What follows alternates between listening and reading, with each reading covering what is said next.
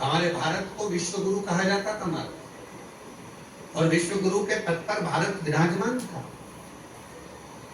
पर सबसे पहले अंग्रेजों ने करा क्या, यहाँ का जो गुरुकुल परंपरा थी, यहाँ का जो विद्याध्ययन था, यहाँ की जो काशी की पढ़ाई थी, यहाँ की जो सुंदर सुंदर विद्याध्ययन थे, यहाँ गुरुकुल परंपरा थी, यहाँ का वेद, यहाँ का शास्त्र, यहाँ की पुराणे जो जनमानस को पढ़ाई जाती थी, उसी से हमारा साइंस का भी और उसी से अनेक विज्ञान का भी आगे आगे चलकर निर्माण होता है।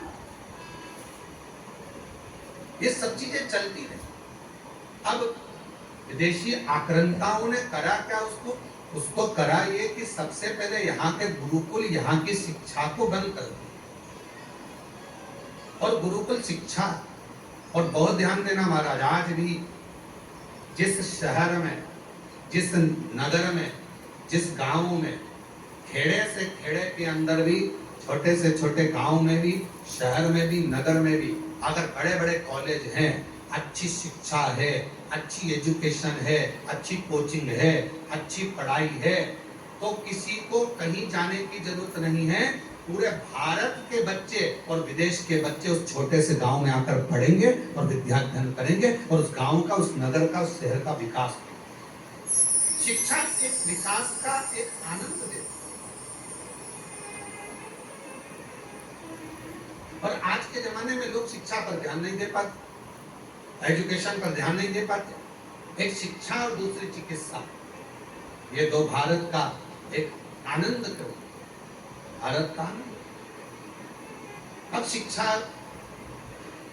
हयग्रीवा ने विचार करा कि यहाँ की जो वेद है, ब्रह्मा जी के, जो ब्रह्मा जी के हाथ में वेद रखे हुए हैं, जो ब्रह्मा जी के पास वेद रखे हैं, उन वेदों को मैं चुराया, उनको चुराया। और ब्रह्मा जी के हाथ में जो वेद थे, उनको चुराने के लिए, उनको लाने के लिए हयग्रीवा ने बहुत प्रयास। बोल बम का नारा है, जम के, जरा जम के बोल बम का नारा है, सारी समस्या का हल श्री शिवाय, श्री शिवाय। तो जो हयग्रीवा ने विचार करा कि जो वेद हैं, बस इन्हीं को चुरा लो तो शिक्षा आगे नहीं बढ़ेगी। और शिक्षा नहीं बढ़ी तो कोई धर्मात्मा, कोई पुण्यात्मा, कोई यज्ञ करता, कोई वेद पढ़ता, कोई शास्त्र पढ़ता, प्रगति नहीं हो। और पूरा जगत बिना शिक्षा के रह जाएगा। हयग्रीवा ने वेद को चुरा लिया। अब वेद तो चुरा कर ले गया, पर उसके पहले हयग्रीवा ने वेद चुराए, और चुराने के बाद में वेद को ले जाकर छुपा दिया।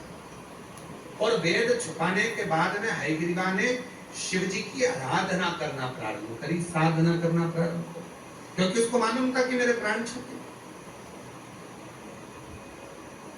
अब मैं मर जाऊंगा, अब मेरे प्राण जाएंगे। और अंत समय प्रभु आना पड़ेगा, वचन दिया तो निभाना पड़ेगा। आए नाय प्रभु कुटुंब कबीरा, अंत समय प्रभु आना पड़ेगा, दिया तो निभाना पड़ेगा। अंत समय प्रभु आना पड़ेगा, वचन दिया तो निभाना पड़ेगा। अब ब्रह्मा जी के, हयग्रीवा के मन में यह भाव उत्पन्न हो गया कि मेरे प्राण जाएंगे। शिव की आराधना में हयग्रीवा लग गया। पर भोले बाबा भोले तो हैं,